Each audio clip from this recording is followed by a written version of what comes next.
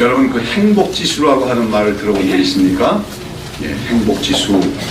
행복지수라는 것은 이제 어떤 나라 국민들 가운데 우리는 행복하다 이렇게 대답하는 비율과 함께 그 다음에 그 나라의 여러 가지 인간다운 삶을 살기에 적합한 환경적인 요소들, 거기는 꼭 경제적인 것이 아니라 어떤 그 하드웨어적인 것이 아니라 특별히 그 사회 공동체성과 어떤 그 가치관, 그 다음에 특별히 그 정부와 국민들 간의 신뢰관계, 또 그 이웃들 간의 상호의 신뢰성, 이런 것들을 복합적으로 측정해서 나타내는 지표를 행복지수라고 하는데, 그 다음에 여러분 이 지구상에서 행복지수가 가장 높은 나라는 어떤 나라일 것 같습니까?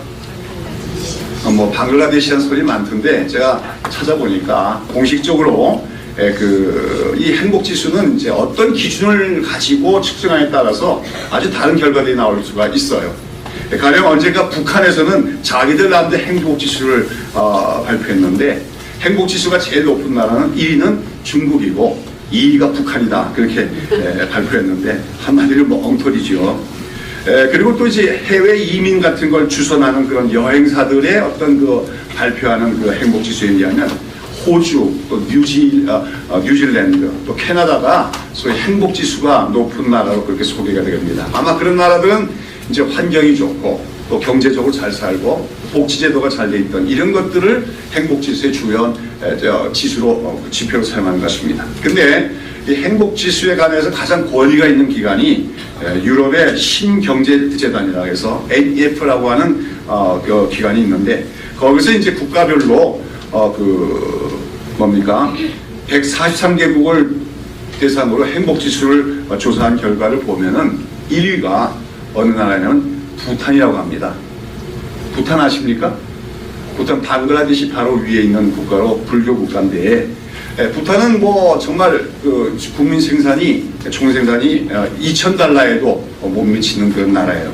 그러나 그 나라 백성들에게 조사를 했더니 우리는 행복하다 이렇게 느끼는 국민들이 97%가 된다고 그렇게 통계가 나와 있습니다. 그리고 또 그 나라가 그 정부 정책이 환경을 오염시키지 않는 그런 산업을 유지해 나가고 있고, 또 특별히 그 부탄 사람들은 이웃들 간에 서로 신뢰하고 상부상조하는 그런 전통이 잘 유지되고 있기 때문에 행복지수가 높은 1위의 나라로 측정이 됐습니다. 우리나라는 어떻게 될 것 같습니까? 그 NEF의 그 조사에 의하면 우리나라는 행복지수가 143국 중에서 63위라고 합니다. 한 중간 정도 돼요. 우리나라가 부탄보다 경제소득이 1위는 경제소득이 10배나 높지만 행복지수는 부탄보다 훨씬 못하게 나타나고 있단 말이죠. 자, 그렇다면 행복지수란 말이 있다면 그 반대 개념으로 어떤 지수란 말도 있을 수 있겠습니까? 불행지수란 말도 있지 않겠나 생각을 해봤어요. 맞아, 그 사회 구성원들이 나는 뭔가 불만스럽고 불행하다 이렇게 생각하는 비율이 높은 걸 우리가 불행지수라고 얘기할 수 있는데, 제 생각에는 우리 한국이 이 불행지수 면에서 전 세계적으로 뒤처지지 않는 불행지수가 높은 나라 중에 하나가 아닌가 생각이 듭니다. 왜 그렇습니까? 해마다 증가하는 이혼율과 정말 엄청난 가정붕괴 형상, 날이 갈수록 더 잔인해지는 살인사건들과 각종 폭력사건들, 그리고 또 세계에서 가장 높은 자살률, 이런 것들을 보면은 결국 이것은 우리나라 사람들 중에서 많은 사람들이 이 나라에 사는 것이 참 행복하다고 느끼기보다는 뭔가 불만스럽고 행복하지 못하다고 생각하는 사람들이 더 많은 것이 아닌가 우리가 측정하게 되는 것이죠. 지난 1월에 제가 캄보디아에 잠깐 단기 선교로 다녀왔습니다만은, 캄보디아도 역시 보면은 국민소득이 1인당 국민소득이 1,000불에 불과한, 그래서 그 동남아시아 중에서도 또 가장 경제적으로 낙후된 나라로서입니다. 제가 이번에 단기 선교를 갔던 지역도 그 중에서도 또 빈민들이 많이 모여 사는 그런 주거 지역에 들어가서 의료 선교팀과 함께 봉사를 했는데, 그곳에서 이제 의료 선교하면서 이제 그 어린 아이들과 또 그 사람들을 대하면서 저는 어떤 그 착시 현상이 아니죠. 꼭 과거를 보는 듯한, 꼭 60년대에 우리나라의 삶의 모습을 보는 것 같은 그런 어떤 느낌이 들었습니다.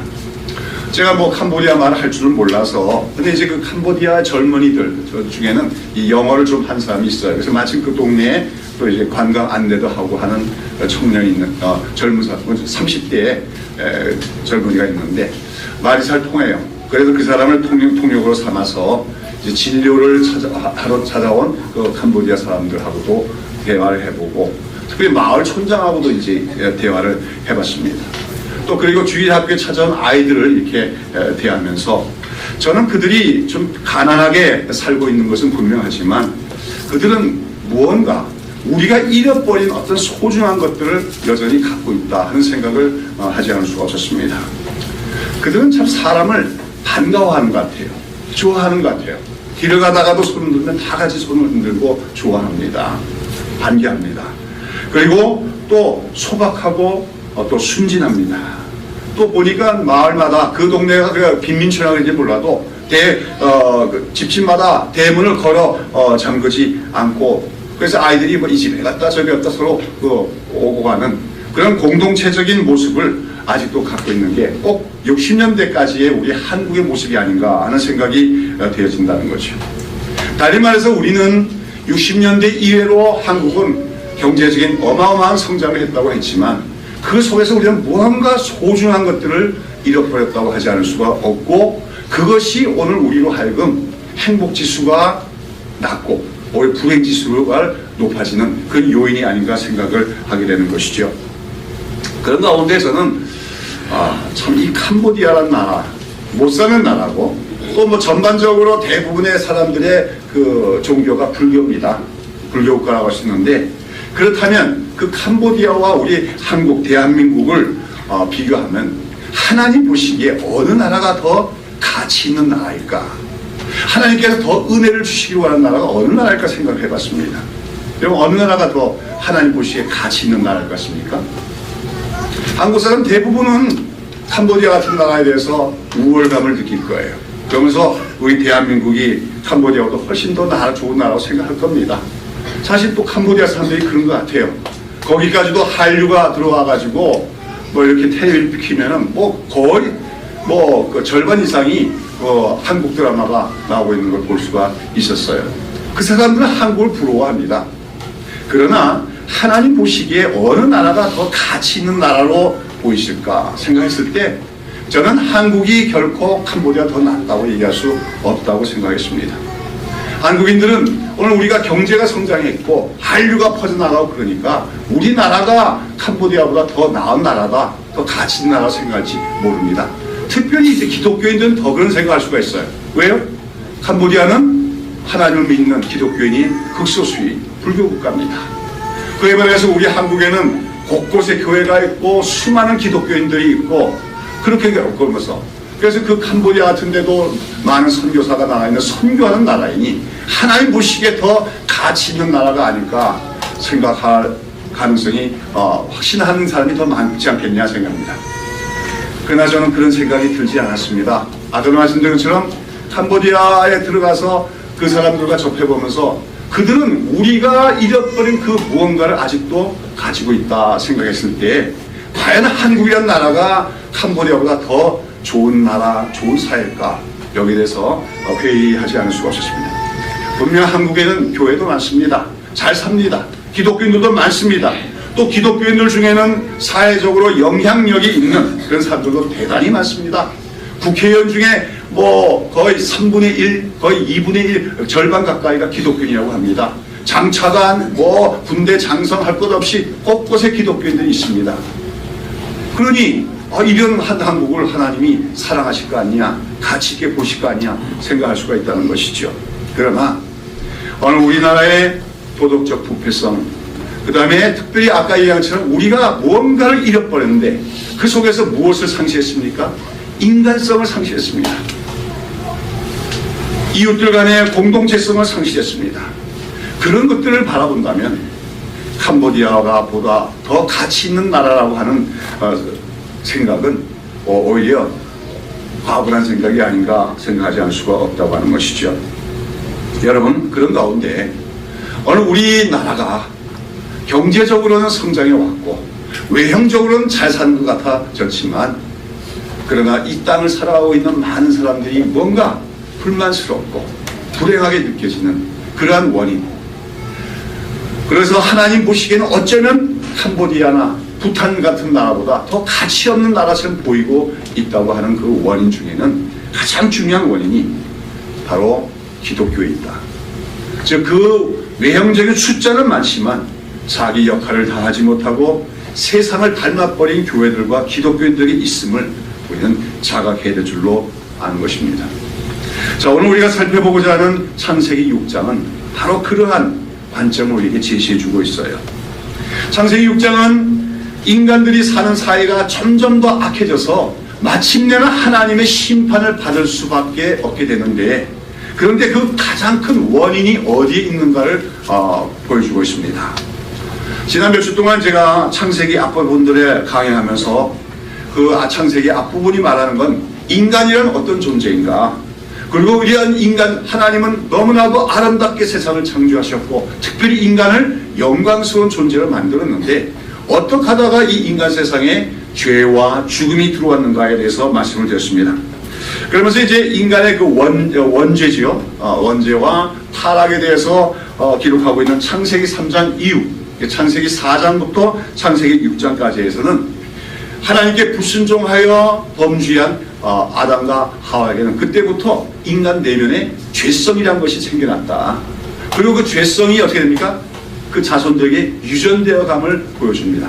근데 그냥 단순히 유전되는 것이 아니라 갈수록 그 죄성이 점점 더 심화되고 더 깊어지는 것을 보여주고 있다고 하는 것이죠. 그러면서 이제 오늘 우리가 살펴보는 창세기 6장에는 그러한 인간들의 그 유전된 죄악성이 이제 보편화되고 더 극심하게 되면서 그 인간의 죄악이 온 세상에 가득하게 됨으로써 마침내 하나님께서 세상을 심판하실 수밖에 없는 상황에 이르게 된 것을 보여주고 있습니다. 그런데 이처럼 인류가 하나님의 심판을 피할 수 없게 된 것에 대해서 창세기 저자는 뭐라고 얘기하냐면, 하나님의 아들들이 사람의 딸들의 아름다움을 보고 자기들의 좋아하는 모든 여자를 아내로 삼은 것이 바로 그 주요한 원인이다, 그렇게 밝혀주고 있다고 하는 것이죠. 자, 우리 오늘 본문 다시 한번 1절부터 3절을 다시 한번 같이 읽어보도록 합니다. 시작. 사람이 땅 위에 번성하기 시작할 때에 그들에게서 딸들이 나니 하나님의 아들들이 사람의 딸들의 아름다움을 보고 자기들이 좋아하는 모든 여자를 아내로 삼는지라. 여호와께서 이르시되 나의 영이 영원히 사람과 함께하지 아니하리니 이는 그들이 육신이 되리라 했습니다. 지난 그 주까지 강해에서 제가 우리 인류의 조상인 아담과 하와가 하나님께 불순종하고 범죄함으로써 그들은 에덴 동산에서 쫓겨난 신라곤의 존재가 되었음을 살펴봤습니다. 자, 그러나 하나님께서는 그런 인간들의 범죄와 타락에도 불구하고 하나님께서는 인간들에게 뭘 주셨습니까?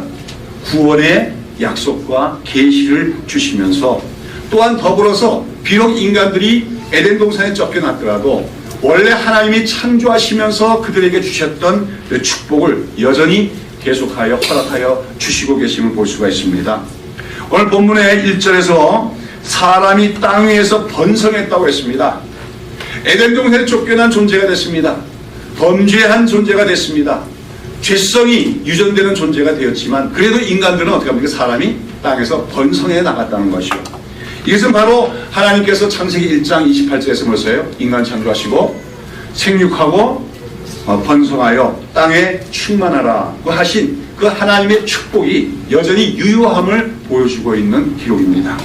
인간들이 점점 더 번식하면서 번성했다고 하는 것이죠. 자, 그런데 그런 인간들이 번성하는 가운데 어떤 일이 일어났다고 얘기합니까? 하나님의 아들들이 뭡니까? 사람의 딸들을 보고 자기 아내들로 삼는 일이 일어났다고 하는 것입니다. 자, 그럼 여기서 나오는 하나님의 아들들은 누구를 말하고 또 사람의 딸들이란 누구를 말하는 것입니까?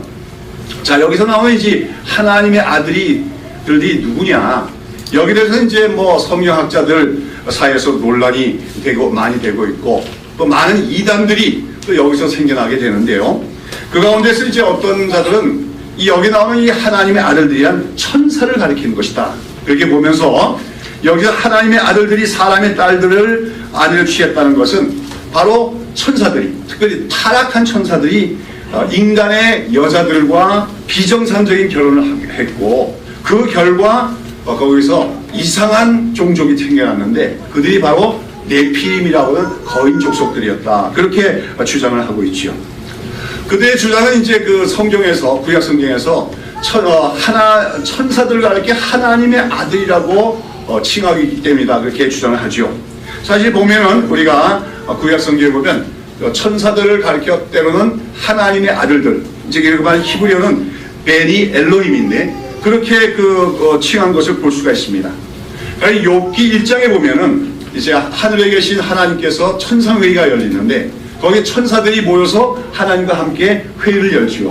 근데 그때 그 천사들이 모인, 하나님을 모시고 모인 회의를 하나님의 아들들이 모였다. 그렇게 표현하고 있어요. 천사를 가리켜 하나님의 아들이라고 얘기하고 있다고 하는 것이죠. 그러나 성경에서는 천사만을 가리켜 하나님의 아들이라고 얘기하는 것이 아닙니다. 우리 시편 같은 데 보면은 이 베니 엘로힘, 즉 하나님의 아들이란 말은, 신의 아들이란 말은 인간들 가운데서도 존귀한 신분을 가진 자, 어떤 통치권세를 갖고 있는 자들, 이런 사람들을 가리켜서도 신의 아들, 하나님의 아들이라고 말할 때가 있다고 하는 것이죠. 그렇기 때문에 창세기 6장을 단순히 욥기 같은 데 나서 천사가 하나님의 아들, 그걸 가지고 그대로 적용하는 것은 지나친 비약이고 억측입니다. 그리고 이제 이렇게 여기서 천사가 인간과 결혼을 했다고 하는, 이렇게 주장하는 그 해석에는 어떤 또 배경이냐면 성경의 그 배경이 되는 메소포타미아 그 지역에는 수많은 신화들이 있습니다. 근데 그 신화들에 보면은 천사들이 막 인간들과 결혼한 얘기들이 많이 나와요. 그래서 이제 성경도 결국은 메소포타미아 신화로부터 그 소재를 갖고 왔기 때문에 그런 것이다 하는 그런 성경관이 반영되고 있는 것이기도 합니다.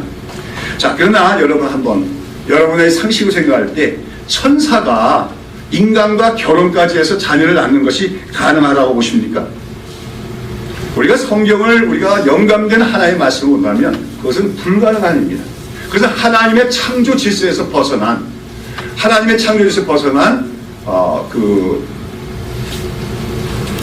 일이라고 하는 것이죠. 여러분, 하나님께서 모든 동물들을 만드실 때 어떻게 만드셨겠습니까? 각기 그 종류를 따라 만드셨다. 이 종류란 말이 요즘 말 종이 좋지요? 다윈의 종의 기원 이름 많이 나옵니다만, 지나간 것은 결국 이 종이 어떻게 돌연변이해서 종이 밖에 나갈 수 있다고 얘기하는 것이죠. 그러나 우리가 창조론을 확신할 때는 종 간의 변이는 있을 수가 없다는 거예요. 종 간의 이종 교배를 통해서 새로운 종의 출현은 있을 수가 없다는 것이 우리가 성경적인 입장입니다. 하나님께서 모든 동물을 그 종류대로 만드셨다는 것은 각 종들 간의 이종 교합에 의한 어떤 새로운 종의 출현이 없도록 하나님이 창조 질서를 만드셨다는 의미가 됩니다. 그러니까 예를 들어서 사자하고 무슨 개하고 이렇게 교접을 해서 새로운 어떤 동물 형태가 나타날 수 없다는 거죠. 우리가 사자와 호랑이만 같아도 큰 범위에서는 다 고양이과에 속하지만, 그러나 호랑이와 사자도 교합해갖고 나오긴 나와도 그것이 계속 번식은 할 수가 없다고 하는 겁니다. 하나님은 모든 동물들 종 간에 어떻게 벽을 만드시고 종 간에 뛰어넘을 수 없는 그런 차이점을 만드셨다는 거죠. 자, 이렇게 본다면 우리가 천사와 인간도 마찬가지라고 할 수 있어요. 말하자면 천사와 인간도 애초부터 하나님의 창조 질서에서 종이 다른 존재들이라고 얘기할 수가 있다고 하는 것이죠. 그러니까 천사와 인간이 결혼할 수도 없고 자녀를 낳을 수도 없다고 하는 것입니다. 그것은 하나님의 창조적 주권 섭리를 넘어서는 이상한 일이 될 수밖에 없다는 거죠. 자, 무엇보다도 우리가 예수님의 말씀을 봐야 되는데, 예수님께서는 천사는 결혼을 하지 않는 존재라는 것을 밝혀 말씀하십니다.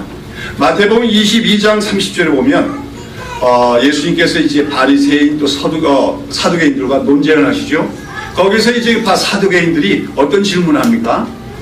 어떤 여자가 있는데 그 어떤 여자가 결혼했는데 그 형제가 몇 명이에요? 7명의 형제들이 있는데 마지하고 결혼했는데 마지가 죽으니까 둘째하고 결혼하고 또 둘째가 죽으니까 셋째가 결혼하고 이제 그 계대 결혼이라고 하죠. 그렇게 계대 결혼을 해서 그 여자가 7명의 남자들과 결혼을 했다가 죽었다. 그럼 천국 가면은 7남자가 있을 텐데 누구의 아내가 될 것이냐, 이런 생뚱맞은 질문을 했지요. 그때 예수님께서 뭐라고 대답하십니까? 너희가 성경도 모르고 하나님의 능력도 알지 못하는 거로 오해하였구나 그럽니다. 그들은 한마디로 성경도 알지 못하고 하나님의 능력도 알지 못하는 자들이었다는 것입니다.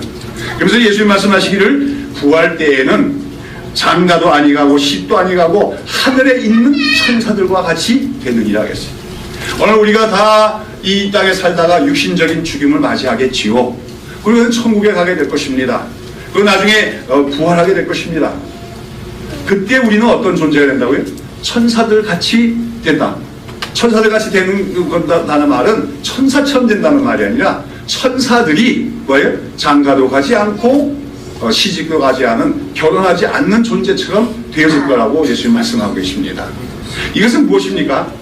원래부터 하나님이 천사를 만들 때 천사는 번식하는 종류, 그런 어떤 존재를 만들지 않았음을 의미합니다. 인간은 생육하고 번성하는 존재를 만드셨어요. 또 다른 동물들도. 그러나 천사들은 애초부터 만들어 놓으신 숫자가 있고 그 숫자가 더 번식하지 않도록 만드셨다는 거죠. 그렇기 때문에 우리가 오늘 이 본문 속에서 이 하나님의 아들들을 천사로 보는 견해는 억지다, 그렇게 얘기할 수밖에 없다고 하는 것이죠. 자, 그렇다면 여기 나오는 하나님의 아들들은 누구겠느냐? 이것은 우리가 성경 전체를 배경으로 하든지 아니면 창세기 1장부터 6장까지 흐름을 볼 때 여기 나오는 하나님의 아들들이란 말은 바로 하나님을 경외하는 하나님의 백성들을 가리키는 말로 보아야 한다는 것입니다. 이제 오늘 제가 창세기 4장과 5장 전체는 따로 강의하지 않았습니다만, 먼저 이제 4장에 보면 어떤 얘기가 나옵니까? 지난주에 강의한 대로 가인과 아벨 사이에 그 사건이 나오죠. 거기서 어떻게 했습니까? 아벨은 믿음으로 하나님께 제사를 드린 의인입니다. 한말 하나님을 경외하며 하나님을 섬기는 사람이었어요. 반면에 가인은 뭡니까? 자기 임의로 제사를 드린, 말하자면 그 사람은 거짓된 종교인이라고 할 수가 있지요. 그런데 그 가인이 누굴 죽입니까? 하나님을 경외하는 아벨을 죽임으로써 아벨은 인류 최초의 순교자가 되어졌다고 하는 것입니다. 자, 그러나 하나님께서는 어떻게 하시죠? 그 죽은 아벨 대신에 어떤 자손을 주냐면 셋이라고 하는 아들을 다시 아담과 하와에게 주셨어요. 그리고 이제 4장과 5장에 보면 그 형제를 죽인 살인자인 악한 자인 가인의 후손들의 족보가 나오고 그 다음에 또 아벨 대신 주신 셋의 후손들의 족보가 나오고 있습니다. 이것은 뭐냐 하면 인간이 타락함으로써 에덴 동산에 쫓겨난 후에 인류는 두 가지 종류로 구별이 됐음을 얘기하는 것입니다. 즉 가인의 후손들, 그래서 말하자면 뭐예요? 하나님을 경외하지 않는 인간적인 뭡니까? 인간적이고 세속적인 그런 자들이 자기들 나름대로 문화를 이룩하며 번성했음을 얘기하고, 또 한측에서는 아벨을 대신한 셋의 후손들이 하나님을 섬기는 백성들로 또 번성했음을 보여주고 있는 것이죠. 자, 그래서 이제 우리가 창세기 4장 25절과 26절 한번 보시겠습니다. 여기 보시면 한번 읽겠습니다. 아담이 다시 자기 아내와 동침하며 그가 아들을 낳아 그의 이름을 셋이라 하였으니 이는 하나님이 내게 가인이 죽인 아벨 대신에 다른 씨를 주셨다 함이며, 셋도 아들을 낳고 그 이름을 에노스라 하였으며 그때의 사람들이 비로소 여호와의 이름을 불렀더라 하겠어요.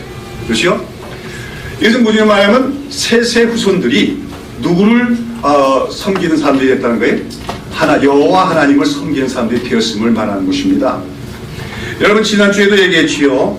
아담과 하와는 비록 범죄하고 타락하여 에덴 동산에 쫓겨났지만 그들은 그때 하나님부터 여자의 후손 언약이라고 하는 구원의 약속을 받았으며 또 그것을 보여주시는 구체적으로 가죽옷 계시를 받았습니다. 그리고 그것을 자기 아들들에게 가르쳤는데 가인은 그것을 받아들이지 않은 거예요. 그러나 하나님의 구원의 약속과 구원 계시를 받아들이지 않았지만 아벨은 그것을 받아들였다고 하는 것이죠. 그리고 그 하나님의 약속과 계시의 근거에서 하나님을 제사하다가 그것 때문에 아벨에게 죽임을 당했습니다.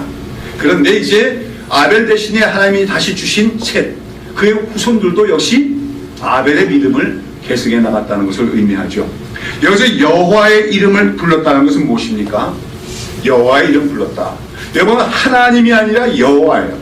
우리가 성경에서는 하나님과 여호와란 말은 구별되게 사용됩니다.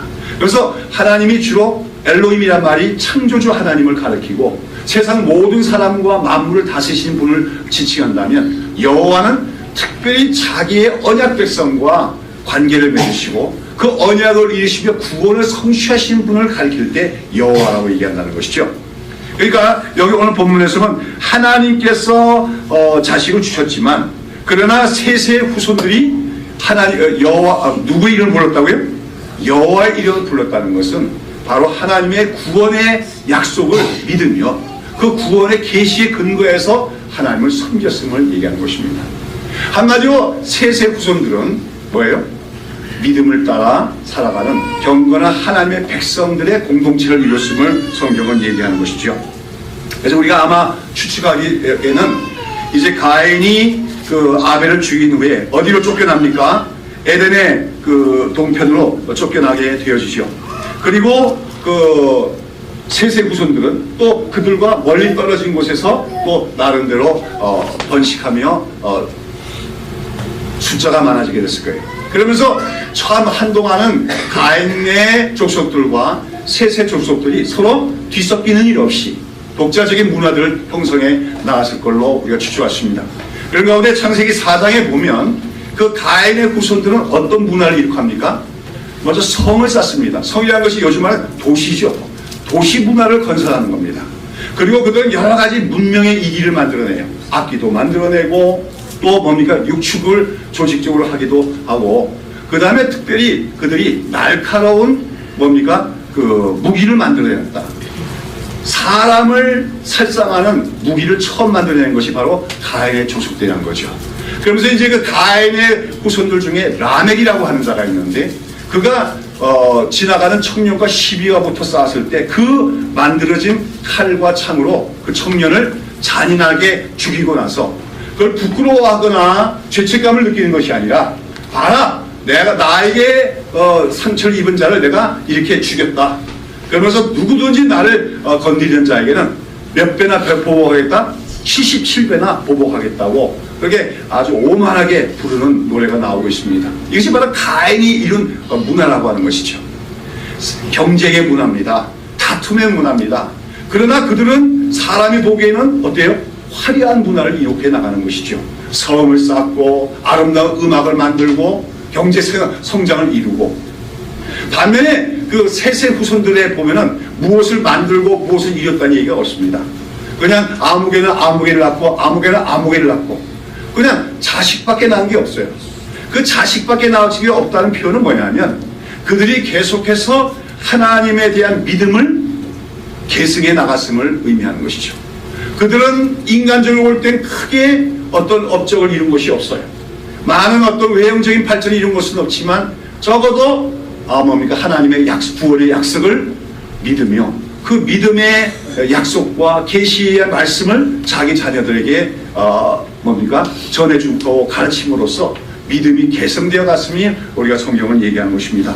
자, 그런데 이제 오늘 6장에 보면 사람이 땅에 번성하기 시작할 때 그들의 딸이 나고 하나님의 아들들이 사람의 딸들의 아름다움을 보고 안에 취했다는 말은 뭡니까? 이렇게 좀 거리가 떨어진 지역에서 각기 뭡니까? 그 발전해 나가고 또 점점 숫자가 많아지던 가인의 족속들과 셋의 족속들이 어떻게 합니까? 이제는 서로 뒤섞여 교류가 시작이 된 것을 얘기하는 것이죠. 그럴 수밖에 없지요. 그런 속에서 사람의 아들들이, 이 말은 뭐냐면 바로 셋의 후손들을 얘기하는 것이요. 하나님을 믿는 자들이 그런 말입니다. 그들이 누굴 봤어요? 사람의 딸들, 즉 가인의 딸들을 봤더니 어때요? 아름답다는 거죠. 그럴 수밖에 없을 거예요. 아마 세세 후손들은 이 소위 어떤 그 문화, 문명이라는 데서는 발전시키는 게 템포가 늦었을 것입니다. 그런데 그 가인의 후손들은 문화가 많이 발전했어요. 도시문화를 하면서 벌써 여자들이 화장도 하고 처바르고 하는 그런 것들이 발전했기 때문에 그러니까 그걸 못 보던 하나님의 아들 볼 때는 예뻐 보일 수밖에 없는 거지요. 그래가지고 어떻게 했습니까? 그 가인의 딸들의 아름다움을 보고 그들을 아내로 삼기 시작을 했다고 하는 겁니다. 자, 그런데 어떻게 됐습니까? 그 결과 어떻게 됐어요? 그 아내로 삼았다. 그랬는데 4절에 보면 뭐라고 합니까? 당시의 땅에 뭐가 있었는데 네피림이 있었고 그 외에도 하나님의 아들들이 사람의 딸들 취하여 자식을 낳았으니 그들이 용사라 고대의 유명한 사람이었더라. 네피림이란 존재들이 나타났음을 얘기하고 있어요. 그럼 이 네피림이라는 게 무엇이냐? 네피림이란 말은 원래 히브리에서 나팔이란 단에서 유래하는데 나팔이란 말은 떨어지다란 말입니다. 그러니까 타락하는 걸 얘기하는 거예요. 이들은 타락한 존재를 얘기합니다. 그리고 민수기 13장에 33절에 보시면은 가나안 땅을 정탐하고 돌아온 정탐꾼들이 뭐라고 하냐면 우리가 그 가나안 땅에 갔더니 네피림의 후손들을 우리가 보았노라 그럽니다. 아낙 자손으로서 네피림의 후손들을 보았다고 얘기해요. 거기서 그 네피림의 후손이란 말은 네피림과 같은 자들을 얘기하는 건데 그래서 한마디로 키가 장대하고 거인과 같은 사람들을 얘기하는 것이죠. 우리가 나중에 이제 여러분 다윗에 얘기해서 골리앗과 싸움하지 않습니까? 골리앗의 키가 얼마나 되느냐? 대략 측정해 보니까 한 3m 정도 되는 것 같아요. 근데 그 골리앗이 바로 아낙 자손입니다. 그러니까 이제 그 이스라엘 정탐꾼들이 그 아낙 자손을 누구의 후손이라고 표현해요? 네피림의 후손이라고 얘기한다는 것은 그 이스라엘 사람들의 개념으로는 네피림 그러면 뭐예요? 키가 크고 힘이 센 그런 거인과 같은 사람을 네피림이라고 표현한다는 것을 알 수가 있어요. 그래서 이렇게 볼 때 그래서 이제 성경에서 어떤 영어 성경에서는 여기 네피림이란 말을 자이언트로 그렇게 번역을 해놓고 있습니다. 그러나 우리가 그 네피림은 물론 키가 크고 힘이 센 자들을 얘기하기도 하지만 아까 어원적 얘기할 때 나팔이란 말이 나왔으니까 그들은 타락한 자들, 도덕적으로 부패한 자들을 얘기한다는 것입니다. 자, 그런데 그들이 도덕적으로 부패하고 타락한 자들인데 육체적으로는 어때요? 힘이 세고 키가 크니까 그 당시에는 어떤 사람이 될 수가 있어요? 성공할 조건을 갖고 있는 사람이지요. 오늘날에는 어떤 사람이 우리 사회에서 성공할 수 있습니까? 돈이 아주 많다든지 아니면 지식, 특히 정보 이런 데에 지식이 많이 가진 사람이 출세하고 성공할 수가 있지요. 그러나 당시에는 어떤 사람이 성공할 수 있습니까? 힘이 강한 자가 출세할 수가 있는 거죠. 그래서 우리가 이렇게 볼 때 여기 그들이 용사라 고대 유명한 사람이었다는 것은 뭐냐면 바로 그 네피림들이 바로 당대 용사이고 유명한 사람이었음을 얘기하는 것입니다. 용사라고 하는 말은 이게 좋은 의미가 아니라 다른 사람과 싸워서 다른 사람을 쳐 부시고 죽일 수 있는 자를 얘기하는 거죠. 바로 라멕과 같은 자를 얘기합니다.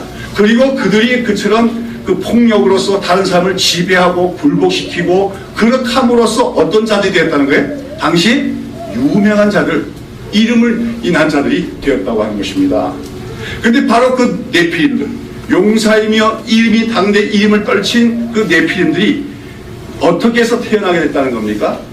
하나님의 아들들이 사람의 딸들을 취한 결과 그 사이에서 태어난 자녀들이 네피림이 되었다고 성경은 얘기하고 있다고 하는 것이죠. 오늘 우리가 이 창세기 6장에 보면 하나님께서 이 세상을 창조하신 것을 한탄하시면서 마침내 이 세상을 심판하시기로 작정하시는데 그렇게 하나님께서 심판하실 수밖에 없는 세상의 특징이 뭡니까? 여기 보면 11절 보시면 온 땅이 하나님 앞에 뭐함이라고 했습니까? 폐기하여 강포가 땅에 충만한 자 했어요. 폐기하다는 말은 부패했다는 거예요. 도덕적으로 부패한 걸 얘기합니다. 문란한 것을, 도덕적으로 문란한 것을 얘기하죠. 그 다음에 강포라고 하는 것은 violence, 폭력을 얘기하는 것입니다. 그러니까 그 노아 당시에 그 세상이 어땠어요? 도덕적으로는 문란하고 혼란스럽고 그런 가운데 특별히 뭐예요? 이 폭력이 지배하는 사회가 되었다는 겁니다. 약육강식이 뭡니까? 그 사회를 지배하고 있으면서 힘 있는 자들이 약한 자를 수탈하고 강탈하고 죽이고 그런 자들이 뭐가 됐어요? 당시에 유명한 자가 되었다는 거예요. 그런데 그들이 주로 어떤 자들이었다는 겁니까? 오로지 가인의 후손으로서 가인의 후손의 피만 이어받은 자들이 아니라 셋의 후손으로서 하나님을 섬기는 하나님의 아들들이 사람의 딸들, 가인의 딸들을 취한 결과 생겨난 그런 자녀들이 바로 네피림이 되었다고 얘기하는 것이죠. 무슨 말입니까? 오늘 이 본문은 얘기하는 것이 이 세상이 하나님의 심판을 받을 수밖에 없을 정도로 부패하게 되고 강포하게 상태는 원인, 가장 중요한 원인은 안 믿는 자들, 하나님을 모르는 자들이 타락하고 악해져 가기 때문이라기보다는 거룩하고 순결해야 될 하나님의 백성들이 세상의 아름다움을 따라가고 세상과 타협하고 연합할 때 그 결과로 네피림과 같은 존재들이 나타나게 되고 그 결과 한 사회가 폐괴하고 강포하여 하나님 심판을 초래하게 된다는 것을 말하고 있다고 하는 것입니다. 자, 여러분, 하나님의 아들들은 어떻게 생각했을까요? 그 가인의 딸들을 보고 그 아름다움에 반했겠지요. 그러면서 어떻게 생각했을까요? 뭐 내가 그 가인의 딸들이 아름다우니까 우리가 결혼을 해도 되지 않겠느냐. 그냥 결혼하면은 그냥 그 가인의 딸들의 아름다움만 취하는 것이고 믿음을 우리가 지킬 수 있지 않겠냐 생각했겠지요. 그러나 그것은 오산이었다는 것입니다. 믿음도 없어졌고 오히려 더 가인의 후손 중에서도 더 악한 자들과 흡사한 그런 혼합 종족들이 나타나게 되었다고 얘기하는 것입니다. 여러분, 영국의 극작가 중에 오스카 와일드라고 하는 극작가가 있는데 그가 이제 아주 이름이 나고 유명해지니까 당시에 또 유명한 여자 배우, 아주 얼굴이 예쁜 그 여자 배우가 오스카 와일드에게 청원하는 편지를 보냈대요. 무슨 뭐냐면 당신의 그 명석한 머리와 그 다음에 나의 이 아름다움이 결합되면 우리 사회는 얼마나 좋은 자녀가 생기겠느냐. 외모도 아름답고 그렇죠? 머리도 현명한 그런 자녀를 우리가 낳을 수 있지 않겠느냐. 그러니까 결혼하자고 이렇게 청원했어요. 그랬더니 오스카 와일드가 뭐라고 답장을 보냈냐면 그렇게 되면 얼마나 좋겠는가마는 그러나 당신의 그 골빈 머리와 나의 이 못생긴 외모가 합쳐져 갖고 자식이 나면 어떻게 하겠느냐. 그러면서 거절했다는 얘기가 있지요. 그래요. 좋은 것과 나쁜 점이 어울려져 있고 A, B 또 좋은가 나쁜 거에 어울려져 있는 우성인자와 열성인자가 있는데 그것이 서로 결합하면 어떻게 돼요? 우성과 우성이 만나서 더 좋은 게 나타나면 좋겠지만 어떻게? 열성과 열성만 만나가지고 더 나빠지는 경우도 많지 않겠습니까? 자, 그런데요, 한번 물어봅시다. 하나님의 백성들이 세상의 아름다움을 보고 그것을 택하면은 그 결과는 좋아지겠습니까? 나빠지겠습니까? 네? 오늘 하나님의 아들들이 사람의 딸들의 아름다움 보고 취했지요. 결과 좋아졌어요? 안 좋아졌어요? 결과적으로는 나빠진 거지만 그러나 현상적으로 당장 눈에는 좋게 나타났다는 겁니다. 그들이 낳은 자녀가 그런 혼합된 결혼에서 나타난 자들이 누구예요? 네피림입니다. 그 당시에는 어떤 사람이 성공하는 사람이에요? 힘이 있는 자가 성공하는 사람입니다. 그래서 그 네피림들이 뭐가 됐어요? 용사가 되었고 뭐예요? 유명한 자가 됐다는 것이죠. 그러니 하나님의 아들들은 내가 장가 잘 갔다고 생각했겠지요. 자기들이 다 낳은 자녀들이 다 뭐가 돼? 용사가 되고 유명한 자가 되고. 그러나 하나님 보시기에는 네피림이다. 타락한 자들이었다고 하는 것입니다. 그리고 그 결과 마침내 이 세상은 하나님의 심판을 피할 수 없게 되었다고 하는 것이죠. 자, 여러분, 오늘 이 창세기 6장의 얘기는 이 세상이 어떻게 심판을 받게 되는가에 대한 하나의 예표적인 이야기입니다. 이 세상은 점점 악해져 가서 하나님의 심판을 받게 될 것입니다. 그런 가운데 믿지 않는 자들이 악해져 가기 때문에 심판을 초래한다. 그렇게 볼 수도 있지만 다 어떤 측면이 있습니까? 하나님의 백성들, 특별히 교회가 그 순결성을 잃어버리고 그 거룩함을 잃어버리고 세상의 좋은 것, 세상의 아름다운 걸 취했을 때 당장에는 사람들의 평가로는 출세, 성공 등의 결과를 가져올지 몰라도 나중에는 결국은 하나님의 심판을 초래할 부패함이 이 땅에 온다고 성경은 얘기하고 있다고 하는 것입니다. 우리가 이것을 세상의 마지막 날에 있을 일에 대한 그 예표로만 보지 않고 오늘 우리 사회와 우리 한국교회에 적용해도 이 말씀은 그대로 적용될 수가 있는 줄로 믿습니다. 우리 한국교회는, 우리 한국 사회는 사회의 그 경제적인 성장과 함께 우리 한국교회는 세계에서 보기 드물 만한 경제 성장을 거듭해 왔습니다. 1960년대 이래로 경제개발 5개년 계획이 시작되면서 그와 맞물려서 한국교회도 성장운동이 일어났습니다. 그리고 그 성장운동 속에서 어마어마한 성장을 이룬 것이 사실입니다. 세계에서 가장 큰 교회들이 한국교회에 있게 되었고 어마어마한 대형교회들이 생겨나게 되었습니다. 한국의 목회자들 중에서도 세계적으로 이름을 떨치는 자들이 많이 나타나게 되었습니다. 그러나 그런 어간에, 그 50년의 어간에 이 한국 사회는 어떻게 됐습니까? 아까 제가 말씀드렸죠? 우리는 경제적인 성장을 이뤘습니다. 분명히 우리는 잘 사는 나라가 됐습니다. 경제적으로는. 그러나 아까 말씀드린 것처럼 우리는 무언가 소중한 것을 잃어버렸다는 겁니다. 인간성을 상실했습니다. 공동체성을 잊어버렸습니다.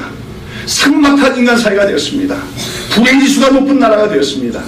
그 근원적인 책임은 누구에게 있느냐? 누구에게 있습니까?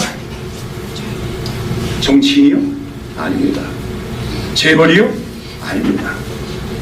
한국교회에 있습니다. 기독교인들에 있습니다. 세상의 아름다운 것, 세상의 좋은 것을 보고 그것만 취하면 되지. 그것을 취해서라도 우리 교회가 더 성장되면 되지 않겠느냐는 그런 논리에 이끌려간 교회와 기독교인들에 의해서 오늘 교회의 성장은 네피림과 같은 성장으로 나타났음을 기억해야 될 줄로 믿습니다. 오늘 교회들 간에 우리 이 지역에도 교회가 많습니다만 교회 옆에 있는 교회들과 이웃이란 개념이 있습니까? 아마 이웃 교회들 간에 서로 뭐예요? 라이벌입니다. 서로 경쟁 관계입니다. 큰 교회가 작은 교회가 상부상조하는 것이 아니라 서로 경쟁하고 있습니다. 그런 교회는 세상을 치유할 수가 없어요. 세상의 행복지수를 높일 수가 없어요. 예수님은 교회가 소금과 빛이라고 말씀했습니다. 여러분, 소금과 빛은 결코 그 양이 많지 않아요.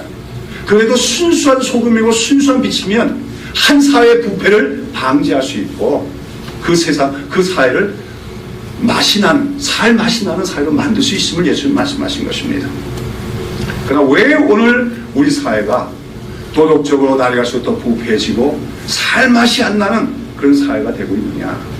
여러분 알아야 할 것은 한 사회의 도덕적 수준은 바로 그 사회 속에 있는 교회의 영적 온도의 온도계라고 얘기할 수가 있어요. 교회가 건강하고 교회가 순수하면은 반드시 그 사회의 도덕적인 지수는 올라가게 마련입니다. 그것이 바로 소금과 빛이라는 의미입니다. 그러나 교회당은 많아졌고 교회는 많아졌는데 사회가 더 부패해지고 살맛이 사라지고 인간성이 사라진다는 것은 그 교회의 성장이 이상한 성장이라는 것입니다. 잘못된 성장이라는 것입니다. 오늘 창세기 6장에 가면 네피림과 같은 성장임을 얘기하는 것입니다. 우리 오카노 목사님 그 아들인 옥성옥 지사가 쓴 책이 있죠. 심리학에 물든 기독교, 경영학에 물든 기독교, 그 다음에 아직 나오지 않았지만 엔터테인먼트에 물든 기독교, 이 세 가지 개념을 얘기했는데 그렇죠. 사실 1960년대 이래로 한국교회는 심리학을 막 갖고 왔습니다. 성경적인 원리보다 심리학적인 방법을 사용하기 시작했습니다. 또 경영학을 도입해가지고 경영학적인 효율성을 높이는 것이 성장의 원리로 삼았습니다. 어때요? 엔터테인먼트. 하나님에 대한 예배가 아니라 인간의 마음을 즐겁게 하는 엔터테인먼트를 또 꾸며나갔습니다. 됐습니까? 안 됐습니까? 잘 됐어요? 안 됐어요? 잘 됐습니다. 그래서 심리학적인 방법을 잘 쓰고 경영학적인 원리를 잘 활용하고 엔터테인먼트를 잘 활용하는 목회자와 교회는 급성장하게 됐다는 거죠. 그러나 그 결과가 어떠한가가 오늘 우리가 보고 있는 것입니다. 대형교회들의 그 말로를 봅니다. 대형교회 목사들의 그 말로를 봅니다. 그 끄트머리가 건강하지 못합니다. 그 마지막이 아름답지 못합니다. 세상보다 더 추합니다. 한마디로 우리가 그동안 이룩한 모든 성장이 무엇과 같은 성장이라는 거예요? 네피림과 같은 성장했음을 얘기하는 것입니다. 자, 여러분, 우리가 이 땅에서 하나님 백성으로 살아간다는 것은 만만한 게 아닙니다. 끊임없이 우리는 가인의 문화 속에서 살아가고 있습니다. 그리고 가인의 문화 속에는 분명히 매력적인 것이 있습니다. 아름다운 것이 있습니다. 그리고 그 가인의 문화의 특성은 경쟁의 원리고 그 성공과 출세지향적입니다. 그렇기 때문에 우리가 가인의 문화를 조금만 우리가 받아들이면 세상적으로 이름도 날 수 있고 성공이 쉬워집니다. 그러나 하나님의 사람들은, 하나님의 백성들은, 의인들은 그것이 효율적인 방법같이 보일지라도 하나님의 말씀이 아니면 거부할 줄 알아야 된다는 거죠. 하나님의 말씀의 원리도 해야 된다는 거죠. 아까 어제 말씀드렸지만 창세기 4장과 5장에 보면 가인의 후손들의 문화는 어떻게 해요? 눈에 두드러진 발전을 했다는 것을 얘기해줘요. 그러나 셋의 후손들은 어때요? 그래서 자식을 한 가밖에 없는 것처럼 기록되고 있어요. 물론 우리가 기독교 문화관에서 우리 그 그리스도인들이 말씀을 배우고 학문을 잘 배워서 세상에 나가서 세상을 변혁시키고 더 아름다운 문화를 창출해야 된다. 즉 그것이 하나님 나라를 이룩하는 것과 관련됨을 또 우리가 인정할 수 있어요. 그러나 사실은 또 어떤 면에서 우리가 말씀의 원리대로만 살아갈 때, 믿음의 원리대로만 살아갈 때, 세상적인 아름다움과 세상적인 효율적인 것이 말씀의 원리에서 어긋날 때, 거부해 나갈 때 우리의 삶은 어떻게 보면 비효율적일지도 모릅니다. 우리의 삶은 그렇게 두드러지지 않은 것이 될지도 모릅니다. 우리의 일생에 이름 한 번 내지 못하게 될지 모릅니다. 교회도 마찬가지입니다. 말씀의 원리대로 나아가는 교회가 잘 될 거라고 생각하십니까? 잘 되지 않을 수가 있습니다. 돋보이지 않을 수가 있습니다. 사람들이 볼 때 아이고 뭐 저래 이렇게 생각할 수도 있어요. 그러나 그것이 오늘 이 땅을 살아가는 하나님의 백성들의 삶의 길인 것을 기억해야 될 줄로 믿습니다. 오늘 이제 다시 한번 네피림에 대해서 생각해야 될 줄 압니다. 우리 한국교회가 네피림적인 성장을 한 것이 아닌가. 그 결과 오히려 한국교회로 말미암아 한국교회에서는 이상한 기독교인들이 나타나게 되었고 그들이 오늘 이 사회를 더 부패하게 만들고 있고 이 사회의 어떤 공동체성을 오히려 깨뜨리고 있는 것이 아닌가 생각해 보아야 된다는 것입니다. 또 뿐만 아니라 우리는 개인적인 차원에서도 내가 추구하는 인생의 목표가 성공, 출세 이런 것들에 중점이 두어지면서 혹시 우리는 네피림과 같은 어떤 성과를 추구하고 있는 것은 아닐까 자신을 늘 돌아봐야 될 줄로 믿습니다. 특별히 우리 자녀들 양육하시면서 여러분 자녀들이 네피림이 되지 않도록 늘 조심하고 경계하는 여러분 되시기를 바랍니다. 여러분 내가 자녀를 키우는데 내 자식이가 네피림이 되면 좋을까요? 안 좋을까요? 좋은 거예요. 이삭의 얘기가 그런 거예요. 이삭이 누굴 더 좋아했습니까? 야곱과 에서 중에서 에서를 좋아했어요. 왜요? 에서가 가져다주는 별미를 좋아해서. 근데 에서는 어떤 자입니까? 성경 망령된 자라고 얘기하는 겁니다. 바로 그 네피림입니다. 에서는 한마디로 세상적으로 잘 나가는 인물이에요. 세상적으로 성공할 수 있는, 이름을 낼 수 있는 그런 능력을 갖고 있는 자주요. 그러나 하나님에 대한 개념은 없습니다. 하나님에 대한 믿음은 없습니다. 그런데 이삭은 그 에서가 가져다주는 별비를 좋아했기 때문에 에서를 더 좋아하고 그걸 축복하려다가 가정에 큰 문제가 생겨나게 되는 것입니다. 사랑하는 여러분, 오늘 이 이야기를 통해서 우리는 다시 한번 오늘 우리가 소위 이 시대 사람들이 좋아하는 성공, 유명해지는 것, 출세, 이 속에 어마어마한 뭡니까? 독소가 있음을 기억해야 됩니다. 그리고 그 모든 일어났다고 하는 것, 성공했다고 하는 것이 사실은 세상과 연합했기 때문에, 세상의 아름다움을 취했기 때문에 가져오는 내피림과 같은 결과가 있음을 우리가 경계해야 될 줄로 믿습니다. 여러분의 자녀들이 이름을 못 내고 사상적으로 성공 못하더라도 내피림이 되지 않도록 하나님을 온전히 믿는 믿음의 사람이 되도록 양육하는 것이 우리의 가정 양육의, 아들 자녀들을 키우는 양육의 목표가 또한 되어야 될 줄로 믿습니다. 내피림이 되지 맙시다. 내피림과 같은 교회가 되지 맙시다. 우리 자녀들 내피림으로 키우지 말고, 오늘 본문의 8절에 보면 뭐랍니까? 그러나 노아는 여호와께 은혜를 입었더라 했어요. 그러나 노아는 여호와께 은혜를 입었더라. 다음 주에는 이 노아에 대해서 말씀을 살펴보겠지만, 이런 시대상 속에서도 우리 자녀들을 노아처럼 양육할 수 있는 우리 가정들이 다 될 수 있기를 예수님의 이름으로 축원합니다. 기도합니다.